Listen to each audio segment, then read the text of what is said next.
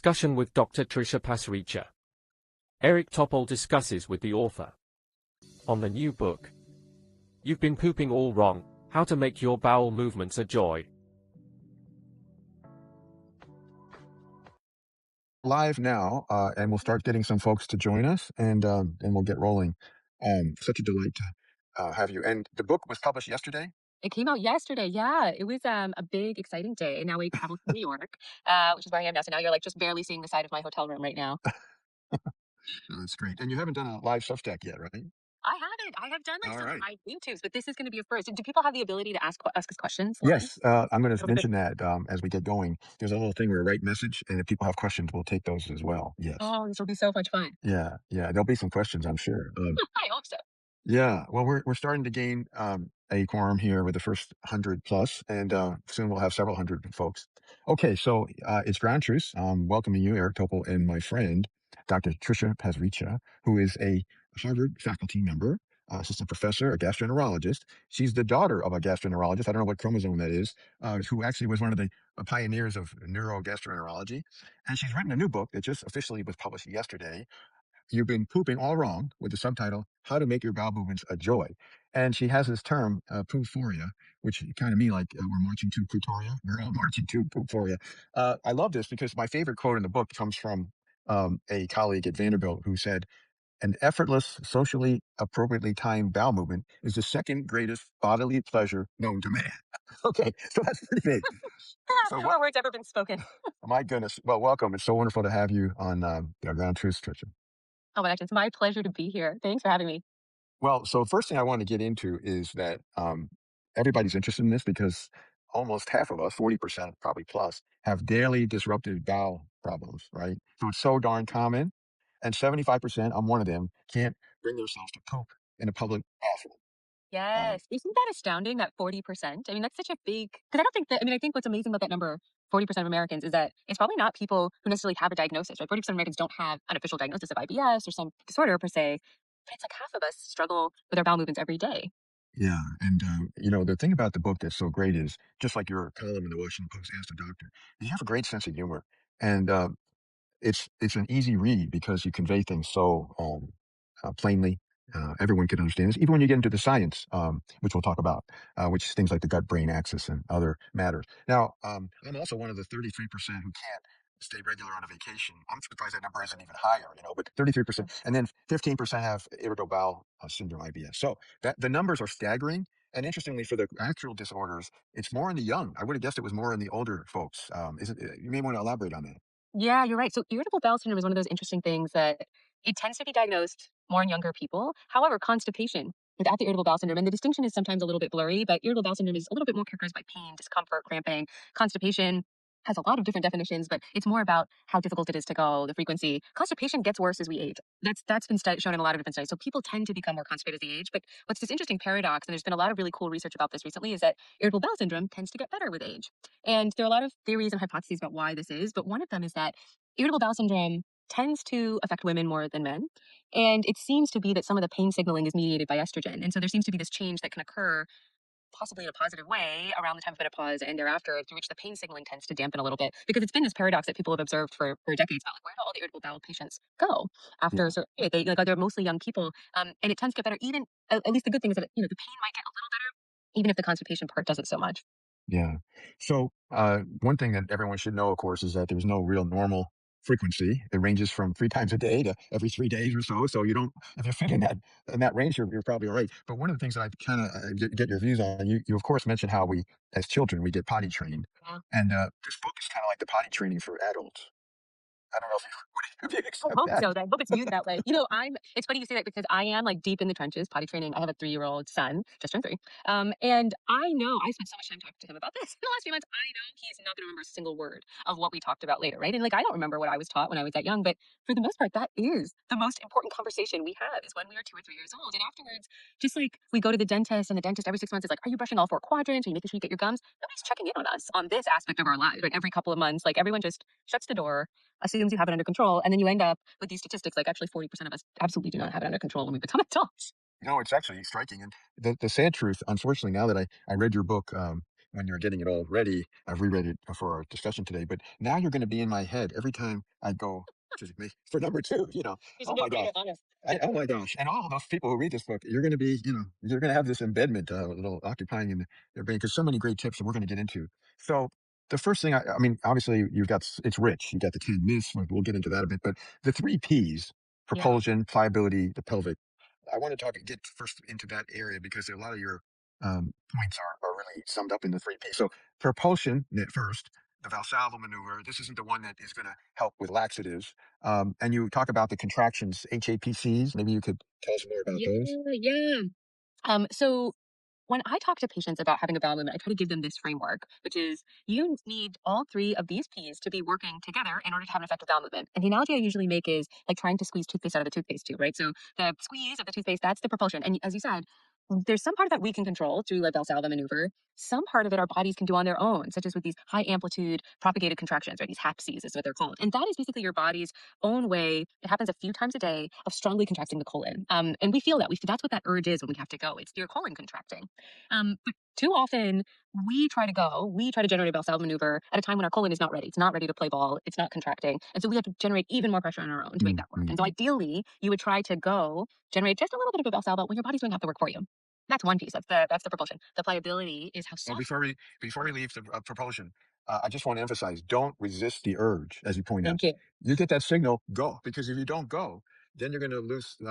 You're going to go to a different Bristol scale, which we'll talk about. And you're going to lose. You're going to lose some of that ease of the propulsion. So, I have a friend who kept missing the urges, and he wound up with a fissure and all kinds of stuff. So, Oh, no. don't miss that. I mean, you obviously make that point, but propulsion starts with that urge or signal, right?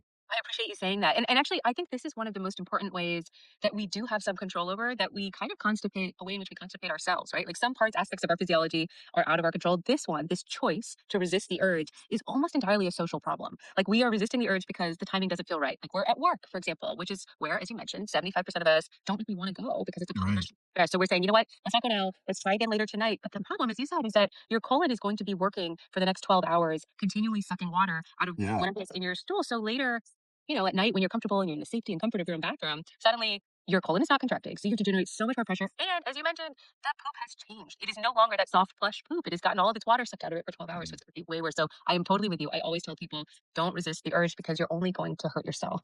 Yeah, well, I hope that folks take that adage, that advice is really important. Now we move on to this pliability story, and there's some surprising things there, but maybe you can, set the groundwork for that. Yeah. So the pliability, that is how plush or soft the stool is, or how soft the toothpaste is, if we go back to that analogy. And there are a lot of different things that go into why a stool is soft or isn't soft, or hard and brittle. One of the most important ones I think that is undervalued is simply fiber intake.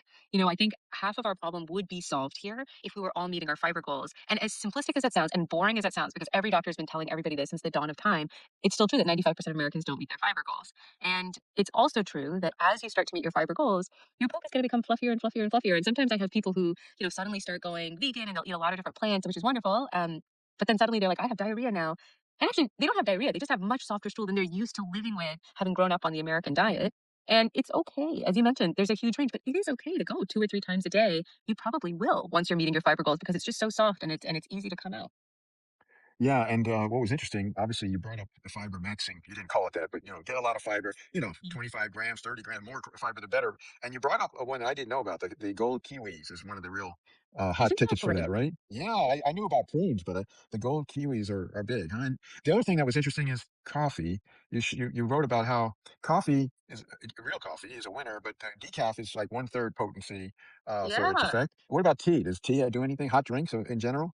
You know what? That's a really great question because right now, drinking warm water first thing in the morning is like really trending on social media as a Yeah, way I to didn't have know bowel that. movement. Oh, oh Yeah, wow. it's very perceptive. Yeah, it's so coffee has been really well studied to trigger this thing called the gastrocolic reflex, and that's the gastrocolic reflex is this reflex that we think is mediated via the brain, wherein there's some mechanical stretch receptor that reacts to what you've immediately eaten, and coffee seems to be something that very potently activates this. And then that is why within seconds or even minutes of eating or drinking coffee, you have to go to the bathroom. It's not because something passed so quickly that meal is moving all the way down, right? I think people sometimes wonder if that's what's happening. But it's really just this reflex arc. But coffee seems to do this really well. Decaf coffee has been shown. One of the researchers who I really admire studied coffee head to head against decaf coffee and then water. They have studied tea, and it seems that like it's maybe weekly applicable, but it is true that any stretch, like the reason I think drinking hot water in the morning, tea or not tea, can be helpful is because anything that stretches the stomach will actually move your bowels a little bit. And so that's also why when people eat their biggest meal of the day, dinner time, that's a pretty common time to have to go to the bathroom. The most common time is first thing in the morning, but there's a second wave that happens for people often after the coffee or after dinner.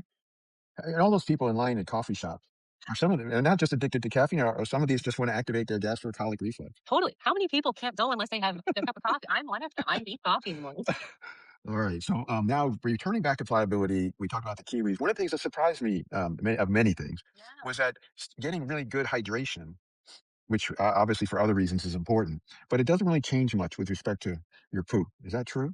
Yeah, I think that, usually we tell people about lifestyle changes when someone comes in and they're constipated as their doctor. And yeah, you can drink more water. I don't actually think that dehydration, unless it's an extreme case, like you're out in the heat. Actually, I do think when you're traveling, people go on these international flights and they have these like the world's tiniest cup of water is given to you by the stewardess. I do think you can get dehydrated in that scenario. But otherwise, I think your colon does a really good job of regulating how much water it Mhm. is or isn't drawing out of your poop at any one point. For me, the bigger deal is fiber. And actually, I love that you mentioned the kiwis because sometimes people, I mean, it's very common that people have constipation, but they want like a natural fix, right? Like, people sometimes don't want to take a medicine, and I respect anything that someone wants to do to change their diet. For a long time, people had studied psyllium husk, which is this fiber supplement, which I really like, and they'd studied it head to head with prunes, and they found that yeah, prunes is like actually incredibly effective. Our grandmothers were correct; prunes work, psyllium husk works. But then in the last about since 2021, there have been two nice randomized controlled trials. One of them was published in the American Journal of Gastroenterology, where they looked at both yellow kiwis and gold kiwis, two a day. You do not have to eat the peel, just to be clear, Mm. but two a day is as effective as prunes, but they don't cause bloating because prunes sometimes, if you Yeah. eat a lot of them, it can cause bloating. Kiwis don't seem to do that, but they're very effective. Hot tip on the gold kiwis. All right. Right? Now, you mentioned that you take the psyllium, you put it in your coffee every day. Yes, I And love uh, this.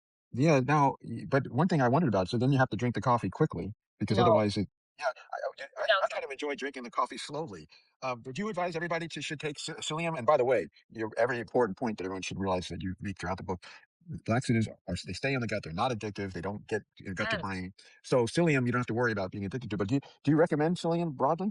I do, and I'm sure you appreciate too as a cardiologist. There's no psyllium has been shown one to help lower a little bit, not profoundly, but a little bit of cholesterol. And the way it works is it's a soluble fiber, and so you have to. This is really important. You have to drink it in at least 8 ounces, like a full cup of water. In my case, coffee. The reason I drink it in coffee is because I don't, as a journalist, I don't endorse any particular brand of psyllium. What I do like to get is like the flavorless, like unbranded, whatever is the cheapest kind I can find. If you're gonna go the flavorless route, which is what I like, 'cause I don't like getting artificial sweeteners, you kind of want to mask it in the coffee. Otherwise, it'll taste a little chalky. So once I put it in coffee, to me, it actually tastes like totally fine. But I do have to chug it, or you'll find that your coffee turns into gel. And this has happened to me on occasion. That's not fun. But it's important to remember that if you don't drink enough water, what you see happen in your cup, that gel, I mean, that will happen in your stomach. And there are sometimes these cases where people feel like they've become more constipated rather than less constipated, and that's not the goal. But that usually just means that you didn't drink enough water with it. All right. Well, if you're chugging the coffee, it better not be too hot. Then you'll get, you'll Yeah, I hurt have your to wait. throat. It's like this one. I have a whole routine with it. If you really don't want to go through what I go through, they sell like orange and berry flavors. You mix it in your water. But what's great about it is because it's soluble, it works for people who want a little bit of softer stool, who are dealing with constipation. It also works actually if you have looser stool. It can kind of help add some bulk and bind that stool together. So it's a shapeshifter. Psyllium is one of the few ones that we recommend for both constipation and diarrhea. So it's a great one. Obviously it doesn't get absorbed. Yeah, we just had a question from Julie. And by the way, we've got so many hundreds of folks on board. If you have questions, just put them in the message up and I'll try to get to them. But one question was, can you have the psyllium in capsules so you don't have to deal with it? You can. Very perceptive question. The problem with capsules, the reason I don't do it is because you have to, in order to achieve the right dose, you actually have to take a bunch of capsules. It's like 8 or 9 capsules to Oh, get wow. what Yeah. would be in a teaspoon of it, like 4 grams of fiber, which is like a huge amount of fiber in just a small amount. So if you're okay swallowing a bunch of pills, by all means go for it. I find that a little bit annoying. So I just drink it in coffee, but not everybody wants to do what I do. Since so many of us have trouble when we're traveling, Yeah. could you go with the psyllium plan just on traveling? I do. I mean, it's so common that people get backed up on vacation and it's like day 4, day 5, and they haven't gone once. Y- And that's miserable Yeah. because it's your vacation and you've been waiting for Right. it. And I think that there's a couple of reasons why it happens. One is, I think people don't appreciate that your colon operates on a circadian rhythm, meaning unlike a lot of other organs in your body, I mean, your heart rate certainly slows down when you sleep to some extent, but your colon becomes pretty quiescent at night. I mean, that's why people tend to wake up and then they have to pee. It's because your kidneys are pushing urine into your bladder 24/7. Your colon is not moving when you go to sleep. So it's very rare that people have to wake up to poop. And if you do, you should probably talk to your doctor. But the problem is that one, you'll get if your rhythm gets thrown off when you're traveling, your colon circadian rhythm is going to get thrown off. And then when you go on vacation, people are not drinking their morning coffee. They're not eating the foods they're used to eating. Like they're not going for their morning walk with their dog. Walking can help stimulate contractions. So I tell people to bring your fiber supplement. I bring mine. I also tell people to be a little bit more aggressive about seeking out fiber. This is what I do. Like usually when I go in the past, when I went on vacation. I would be all about just like eating pasta 6 times a day and pastries. And now I very aggressively seek out a real adult vegetable at least once one meal a day, like peas, which are very, very high fiber, or Brussels sprouts, broccoli, not just like that, like a side Caesar salad, which is not going to give you too much bang for your buck. That won't count. You need something that's real, and you need to be a little bit more aggressive about it, probably than you would at home. Right, for sure. Now, you got a lot of questions about psyllium, interesting one. Oh, One, great. Eric Gold said, does it contain lead? I There are haven't some heard that. Well, that's always the concern with supplements. I mean, and in Yeah, general, I'm like you, I don't really love supplements like right. for anything. This to me, fiber is like kind of not quite a supplement, but what I would say is that you should always go for any supplement that has been vetted by these third party testing companies. And that data is out there. And you can find the ones that are considered safe and have low levels. All right. Well, we got so much to cover. We may come back, but I want to then move on. We had pliability. Now we get to the pelvic action, Yes. and Yeah. you get to the 5 minutes. Don't go more than 5 minutes. Uh, Smartphone, not a good idea. Bringing your smartphone in there, it causes more trouble. But tell us about this maneuver that you have, where you get your knees up, or you have stiletto. I don't have those, or you have other ways to get in a position that powers your pelvis, unlike the way we are doing it today. Yeah, so the third P is the pelvic floor. And I'll say off the bat, when I tell patients about the pelvic floor, what I'm talking about is like, imagine trying to squeeze a toothpaste tube and never taking the cap off. Like, you can take all the stimulant laxatives you want. You can have the softest, plushest stool in the world. If you don't take that cap off, that toothpaste isn't going anywhere. And that's the pelvic floor. It's this set of more than 12 muscles that have to coordinate together just at the exit hatch to have a good bowel movement. And usually when I mention that this is an underappreciated, underdiagnosed cause of constipation, a lot of the times men say, oh, this can't be me. I remember my wife had pelvic floor dysfunction after childbirth. That is a different type, just to be clear, very different type of pelvic floor dysfunction. This one does affect men, and it's something we think about for men and women. And there's lots of different ways that this can happen. But to your point, one of the most common things that we do in the pelvic floor that works against us is we sit in a position on the toilet in which this muscle called the puborectalis muscle in the pelvic floor basically chokes the colon shut. When we sit at a 90-degree angle, as I'm sitting right now, the colon is this long straight tube just there at the end, and it's closed shut. Now, this is great because when we're sitting at work, when we're having a chat with a friend, we want that to be closed. We don't want that to Yeah, be a nice yeah. open door. However, we sit the same way when we're trying to have a bowel movement, and that's really working against us. And the way that we can relax that puborectalis muscle is to squat. That's how we used to do it thousands and thousands of years ago. It is how my 2-year-old in diapers will still do it. He will pop the deepest squat of his life. And it's just something that we know intuitively when we're young is an effective way to do it. Now, nobody's going to squat today. I get that. Like, our persons are not built for that. And I don't want people to go into their backyards, like nothing crazy. But all you have to do is raise your knees above the level of your waist. So you can use a stool, could use stilettos, you could use a box from your mail, like whatever it takes. All you have to do is raise it up. And everybody, whether or not you self identify as having constipation, they've done these studies in healthy adults. Everybody reports that, wait a minute, this is so much easier to go. So Yeah. try it. It's what we designed the modern toilets really to work against our own anatomy. Oh, it's just one of so many tips here that I hope these people who are listening today and subsequently are going to pick up, because it's just so rich. Now, we got through the three P's, and we're going to go to the 10 myths. Okay. And by the way, Ah, we're all looking for this Cinderella moment, and you're getting good advice on how to get to the Cinderella moment. Now, the 10 myths are really interesting because so many of them are misconceptions that, run deep. We talked about the range of frequency of poop. We talked about laxatives. We talked about the constipation isn't a single thing. It's, yeah. we eat undigested food in the stool. It's okay.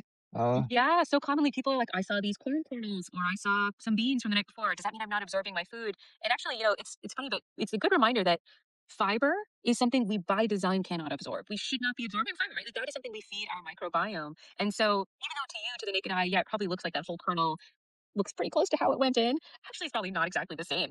Your microbes have been fermenting it to some extent, and it's okay to see those little pieces of undigested fiber because it's not your job to absorb it. You are eating that stuff in order to feed your microbes. Right. And then we got the bile responsible for the color. Then we talked about the older folks and the younger folks with the bowel issues. Now we're going to get to the myth number 7, gas. Okay. So this is one of my favorite experiments in your book. I mean, there's several, but because you're quoting and you give the references for these, and this one is just so wild. It's unimaginable. Can you review it? When you get the book, folks, if you don't have it, page 192, okay?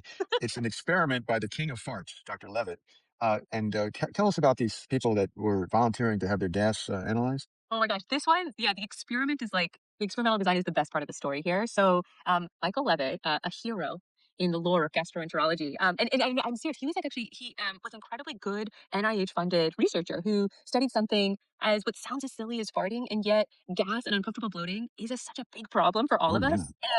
This experiment is amazing. Hilarious. So what he did was he took a group of healthy volunteers. He actually took men and women. So we're going to talk a little bit about the differences between the sexes here. But he took a mixed group and he had them come in and basically eat what he called a flatulogenic diet, which was beans and then this artificial sweetener that would cause you to be a little bit extra gassy the day before and then the morning of.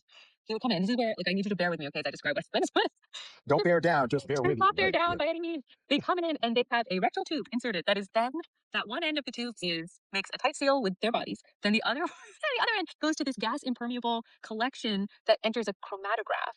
And he's able to identify several things. One, what is the composition of the gas? And what we've learned is that 99% of human intestinal gases are odorless, 99%, but 1% contain sulfur. And it's that actually just 1% that is the problem for everyone. That is an important finding. Yeah, most people think all farts are bad smell, and we're talking Not about 1% hydrogen sulfide. And another fascinating thing is that you take Pepto-Bismol and you can get rid of the smell in most of yeah. those, right? So if you're going on a hot date and you don't want to have and you're prone to farting, you may want to load up with a Pepto-Bismol. Easy and safe, and it'll give you some peace of mind because the Pepto-Bismol, the bismuth, neutralizes the sulfur. And if you take aspirin long term, like maybe you shouldn't take too much Pepto-Bismol. You should talk about it with your doctor, but for the most part, Pepto-Bismol is very safe. It neutralizes the gases. And then the second part of his experiment is that he had two. This is like where it gets really special. He had two independent judges rate the smell of the gas from 0 to 8, I believe it was, and then they averaged it together in terms of odor intensity. And what he found was that the women tended to have a higher odor intensity than the men. However, the men had a larger volume every time they past flatus. And so the judges ultimately decided that it kind of equalized between the sexes. So there was no clear winner. There was only several losers in the experiment. Yeah, well, the sex specificity of farting was really interesting. The women more in the silent but deadly category, and the men just more farts. Yeah. And what I love was Dr. Levitt said that the worst job in science is to be a flatus odor judge. I can't. How could anybody sign up for that? You're Okay, right. and then the rectal tube people. Who would have these? And there was another experiment you had with the rectal tubes where it was being used to judge transit time, right? Yeah. Tell us Yeah. about that one because that's not quite as wild, but still, I mean, But it's I've thought so much about how these experiments, like how they must have gone through the IRB, and because they were NIH funding, I don't have proof of this, but I'm pretty sure probably nobody was paid for their time. Probably everyone had to volunteer because like you really can't necessarily pay people. So anyway, on the side. But so then the other experiment that is fascinating is that there's a group of people in order to figure out. I mentioned earlier when we were talking about propulsion that there are certain activities throughout the day that cause the colon to contract in these high amplitude propagated contractions, what we call them. So these are just like really strong contractions, and it's important to know when those happen because that's the time to lean into your physiology and say, I should go when my colon is going to do most of the work for me. The way we figured out when the colon does that naturally during the day was this experiment in which they had a group of healthy volunteers. They put a rectal probe about halfway up the colon, and it was measuring the contractions throughout the whole time. And then they told everyone to just go to work, go about your day, go about your business, and just see what happens over the course of a normal day with this thing there. And amazingly, people did. Like they did go to work. They kind of like did eat what they were going to eat. Like and I don't know what happened when they did have to have a bowel movement because I imagine the probe would come out, but they don't go into that in the methods. But what we learned from that experiment is all of the stuff we talked about is we learned that the colon stops doing those contractions at night. We learned that the colon is most active in the first 1.5 hours of waking. That's when the colon is most active, which is why, I think this idea about like everyone should have a bowel movement in the morning, that sort of comes from the fact that your colon is naturally primed to go in the morning. We learned that exercise moves it. We learned that things like coffee do it all through those methods, which sounds so wild, but those people taught us everything we needed to know about our own bodies. And the transit time varies from one person to the next, right? I mean, if I eat some humongous salad, which would be a typical dinner for me, Yeah. my transit time could, for at least, would that largely be consistent from one person, I mean, in a person, or could that even vary depending on all the other things that are going on? You're so right. It does vary from person to person. And then depending on what you eat, you can influence how fast things go. Like, so for example, salad, a high fiber diet is just going to take more time to move Yeah. through. And that's a good thing. I mean, you kind of want that time for your colon to feed on what you've given it. If you eat spicy foods, though, for example, which I often do, you speed things up because that capsaicin triggers these receptors that start contracting all the way from your esophagus, your stomach, your small bowel, all the way down to the colon. So, and then fatty foods like high fat meals will slow things down a little bit. So depending on the mix of what you've eaten, you can influence your own day-to-day transit time. And then that's going to be reflected in what you look at, which I hope everybody looks. You should look every time you go. It's going to look a little bit different. If it's been there for a long time, been sitting there for a while, it's going to eventually start to be a little bit firmer, a little harder. If it's just breezing through, floating after, it's going to be a little bit softer. Well, yeah, you start the book with a person with 2 PhDs, professor who doesn't look at their stool, and then you mention, of course, this idea of not wanting. It's so taboo. You don't even want to look at it. Yeah.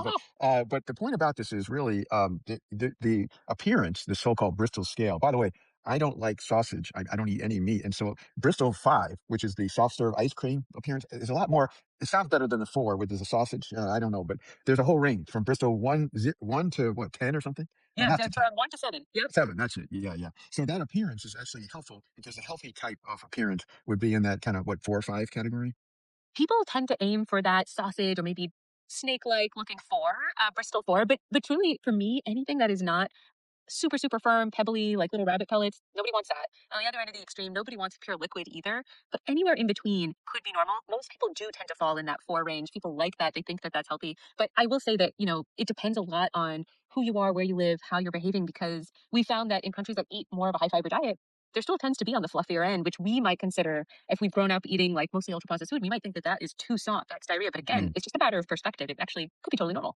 Yeah, no, that's very helpful. So, all right, so we've got kind of the three P's, the myths, the gas story, amazing. That's Um, amazing. and one of the things I thought was really interesting, and this goes back to your high school days and the Intel competition, is that the brain gut story is fascinating. And if you did an experiment, I don't know how you figured this out, just telling a lie would get your digestive tract into high gear. Maybe you could amplify that. Yeah. You know, we have known for more than 100 years that our thoughts, our mood really strongly immediately impacts our bowels.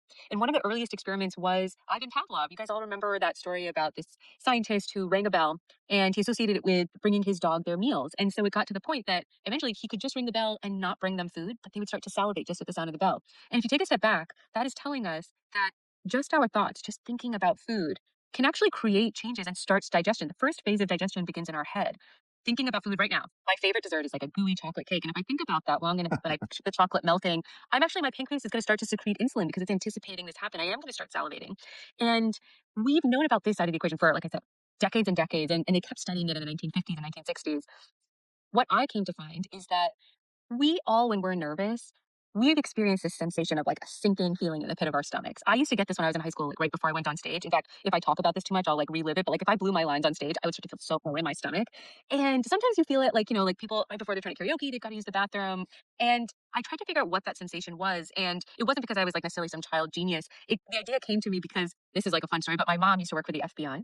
She told us she's Yeah, a yeah. and she told me so much about these lie detector tests. So I became obsessed with this idea about how to evade lie detector tests. And you can't mask that feeling you get in the stomach, even if you can like control your heart rate. So I use this device that is similar to an EKG. It's called an EGG, an electrogastrogram, to measure the electrical activity in the stomach. And what I found, which built on other people's research, where they figured out the molecular mechanisms, but what we found altogether is that when you are stressed or nervous, the brain releases a hormone called corticotropin releasing hormone, which basically grinds the stomach to a halt. It stops moving. And I saw in my experiments that when you're lying, instead of the stomach contracting regularly, it goes into this state called arrhythmia, where there's kind of this chaotic pattern. And it's why people feel a little nauseated when they're nervous, because your stomach is not pushing things forward. But at the same time, I didn't find this was other groups, but at the same time, your colon starts to contract. Your stomach isn't moving, your colon is ramping up, and that's why people have to use the bathroom also when they're nervous and they're also really queasy. And so this was sort of how people thought about the gut brain connection, this angle of it for a really long time. And it was my foray into the field of neurogastroenterology, which I love. But it's been in the last couple of decades that we've been thinking more and more about the other side of that equation, which is okay, we know how much our thoughts influence our guts. How much does our gut influence our thoughts, influence our depression, influence our mood? And what I study, my NIH grant studies Parkinson's disease of all things, right? And it's like, Which why a starts in the gut, right? I which mean, starts in the gut. I mean, it's surprising. It surprises a lot of people why a gastroenterologist has a grant to study Parkinson's, but we do believe, at least a subset, maybe not everyone, but subset of people, Parkinson's starts in the gut. And we know this from translational studies that have found that that misfolded protein called alpha-synuclein, which is the hallmark of Parkinson's disease, we see it in the brain. It starts to misfold in the gut years, if not decades, right. before it reaches the brain in a subset of people, and it travels up the vagus nerve in this staged fashion. And this was shown and hypothesized in the early 2000s, and it's been shown since. So my lab is trying to figure out what are the triggers of this misfolding in the gut, whether there's a way to intervene before it reaches the brain, and how we can identify it ultimately in the gut and maybe change the course of somebody's health. And these are like big lofty goals. We're several years away from it, but if there's a way to intervene early. Well, I just think the emphasis, which is in a whole nother section in the book, the science here, is fantastic because the gut-brain bi-directional interactions are extraordinary. You touch on a few: the vagal nerve, the corticotropin release factor, the stress sphere, a cephalic phase of digestion. Yes, One thing that's very dear to me is the what you call the TRPV1 receptor, but the yes, piezo receptor. My colleague, my very close friend, Artem Patapushin, got the Nobel Prize for that back in yes, he 2021. did. Oh And my that's God. that's everything in it. Like when you have that urge, that's the piezo2 receptor or connected to the TRPV1. So this is, mast cell activation, the microbiome. You cover the science here exquisitely. So this is not just a book that is about, how to make a better bowel movement and have joy and how to have Cinderella moments. It's also gets into the science. But there are a lot of other practical things if you can touch on here with me, Trisha. You did touch on alcohol and Yeah. NSAIDs, non-steroidal and anti-inflammatory. So what's the take on each of those? Yeah. Yeah. Your gastroenterologist is never going to love when you take NSAIDs. And the reason for that, and there's a similar reason for alcohol, is that there is this phenomenon called increased intestinal permeability, which is where if you picture that your gut is lined with all of these cells that are really closely opposed to each other, but actually those cells can just slightly open up. There are these gaps that can happen. And those gaps happen to us all during the day. It's actually kind of part of our normal experience. They can open up a little bit when we're eating food, they open up a little bit when we're stressed. And that opening of those gaps between the cells lining our gut, that's called increased intestinal permeability. Now, there's this whole phenomenon, I'm sure you've seen this too, Eric, on social media about leaky gut, which is kind of a separate conversation because people have taken this physiological phenomenon and they sort of started to ascribe a lot of different symptoms and blaming this idea of leaky gut. It's complicated because increased intestinal permeability is quite real. And one of the things that can cause this is alcohol. Alcohol use increases the odds that things can move into the lining, into the bloodstream that maybe you don't want to enter that area. And so alcohol has probably been the best studied of all the factors that we're going to talk about that can increase intestinal permeability, which eventually over time can lead to scarring in your liver. And then eventually over time, that scarring can maybe become a problem like cirrhosis. So we don't want this to happen.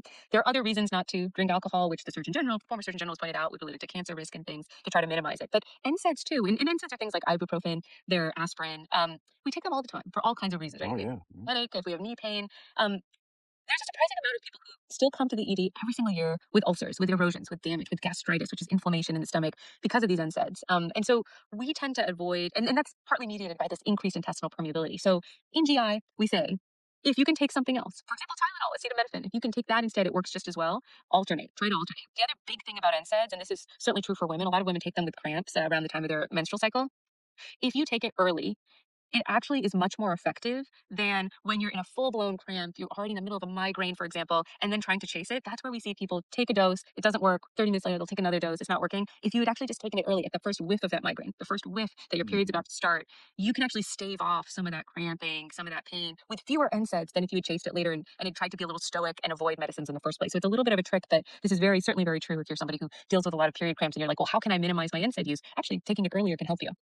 No, it's great. And again, there's a whole chapter on women and the whole issues that are surround the GI poops and the whole works. Now, you mentioned social media and all the predators out there, Yeah. influencers. Also, they are pushing big time cleansing your gut, and the auto intoxication. This is just Yes. ridiculous. It started with the Kellogg guy of Kellogg cereal. Kellogg fame. I know he was right about so many things. So we're talking about, I think it's Henry or Harvey Kellogg, who he was obsessed with fiber and bran in particular. And Hmm. in that regard, I think he was spot on. Like he seemed to Yeah, understand that this yeah. is very healthy for you, would help you with digestion. But he had this idea that what we eat, this is his word, not mine. Whatever you eat starts to putrefy inside of you, especially if you were a meat eater, like that meat would sit there and become toxic. And I mean, he wasn't the first. He was just maybe one of the loudest in American history on this subject. But certainly people had this idea that your stool, your poop is somehow toxic to you. And that's not true at all. I mean, if we just break down, a reminder what poop is, it's mostly bacteria. It's mostly your microbiome. Like they've done these studies where they've looked at different analyses of people's poop. They found it's mostly bacteria, but then the rest of it is all this insoluble and soluble material that is just the fiber that you can't digest. So none of this is toxifying, and yet there's such an industry out there about juice cleanses or laxatives and Exactly. purging. And you think that like if you've had this is what I see often in my clinic. Someone's had, like a weekend where maybe it's a bachelorette party, a bachelor party, they feel that they've like overdone it and they're like, well, let me just juice cleanse for 3 days and that'll reset me. That's not the solution. Like you might feel better because you're eating less ultra processed foods during that time. That will make you feel better. But actually, you're taking all of the fiber out by cleansing and just drinking the juice, which is just the sugar in the water. Your gut wants fiber at the end of the day. And you're not actually, there's nothing in there to cleanse. There's this myth that we must have poop like caking the lining of our small intestine, our bowels, and it's just sitting there. Totally not the case. Your gut is so slippery. It's lined with mucus. Nothing sticks to that gut as the way you think it is. If you're feeling bloated, it's not because there's this cake stool in there. You might have stool in there that's like kind of slowly moving its way along, Yeah. but stick there the way you think. Well, you're saving hundreds of millions of dollars for the unnecessary and potentially harmful Gosh, I hope I cleanses. could. I would. Yeah. Yeah. Now, another thing that you help a lot on is the subject of wiping. Okay, so this is Thank you. along the lines of everything we've talked about, whether it's farts or poop. There's also the issue of wiping, and it was interesting how you point out that your parents named you Trisha. Pasricha with TP. That, and by the way, I couldn't agree more with you that you point out in the book one ply toilet paper. Yes. All Whole that stuff. thing seems so. You don't know how many people, Eric, I talked to who are like, no, one ply is like, it doesn't, like they're like, oh, two ply makes me feel like I'm leaving residue on my body. One Yeah. ply is horrible. Oh, no, the worst. I mean, yeah, we had that in the house recently by mistake, and I just said, no, I'm not going there. Now, this also, you are big on a bidet. That's of Yeah, course great if you can have a bidet, but if you don't have a bidet, which that would be, I guess, the ideal solution to wiping and absolutely. avoiding, yeah, then what do you do to be a good wiper? Yes. To do it Thank you right. for Yeah. asking these good questions. Do feel really strongly about my two-ply, and I feel really strongly about my bidet. Yeah. So first of all, I think one thing that nobody really appreciates is that the skin back there is really delicate. We treat it like it must be able to withstand whatever the heck we throw at it. It's like dealing with poop all the time. It's got to be super sturdy. It's not. Anybody who has dealt with constipation knows that that area can tear so easily, and then it becomes irritated so easily too. Like if you've ever prepped for a colonoscopy, it takes very little diarrhea before that area gets really raw and Yeah. Yeah. Really. so we have to respect it. And I think that, yeah, toilet paper, if you have to pick one, please pick two-ply, show some self-love and pick two-ply. I have a friend who keeps one-ply at home. I'm like, why would you buy this for yourself? What does this say about you? And anyway, but the bidet is the right way. If you can't use a bidet, and I especially tell people this, like who are prepping for a colonoscopy where you know you're going to have some diarrhea, wet wipes can be helpful during a prep. You just, whatever the packaging says, you shouldn't actually flush them. There's no such thing as a flushable wet wipe. They don't actually degrade. If you live in Massachusetts as I do, they will destroy your home. Don't learn that the hard way.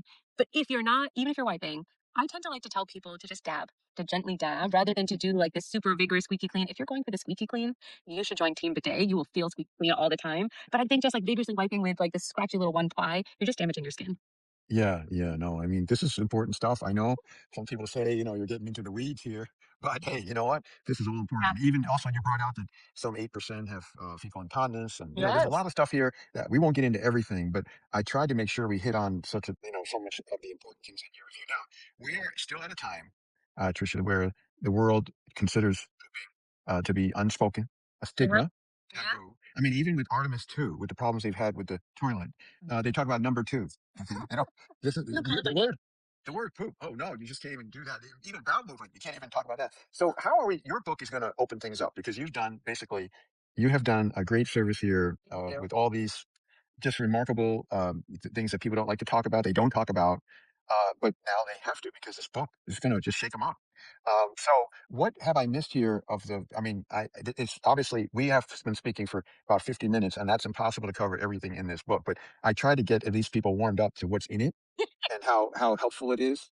Have I missed something? Is there something more that we should touch before we close?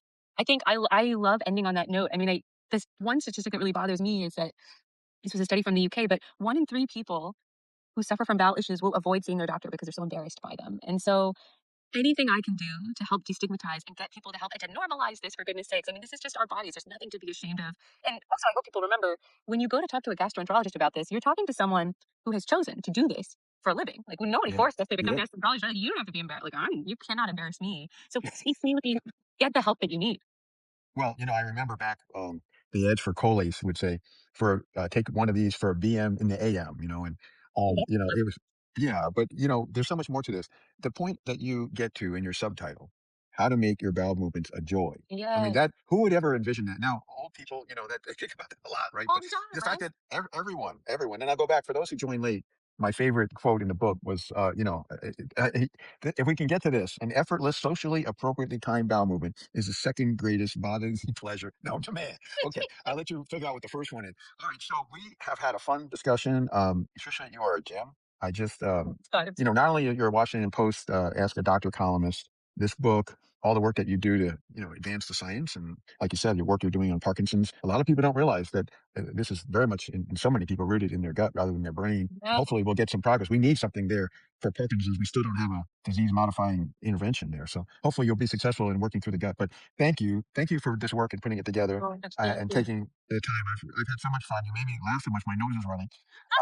And look, everybody, if you think you have perfect Bristol scale 4 and you go everything perfect, maybe this book isn't for you, but it's probably for other people to get this book because Makes a great gift, right? most of us have a problem. Yeah, yeah, at least sometimes. And we didn't even get into running, and we didn't get deep into vacations and whatnot. But really, it's a great book. So congratulations on the work. I was so Thank you. pleased to be an endorser for Oh the my book gosh, months ago. yes.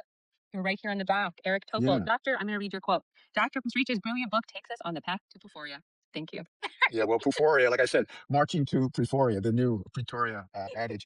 Thank you so much, Trisha, and we'll follow this book to the top of the bestseller list because Oh my that's where god. it's headed. I'm Thank you. aiming for the number 2 spot. I don't want to be number 1. For a day or two, it's okay. It's okay. Thanks everybody for joining. Sorry we didn't get to all your questions. I tried to get to some of them. It's just been fantastic. We got well over 600 folks on board, and it's been mesmerizing.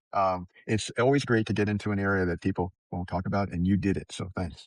Thank you for having me, Eric. You take care. Bye. Thanks. Bye bye now. Thanks everyone.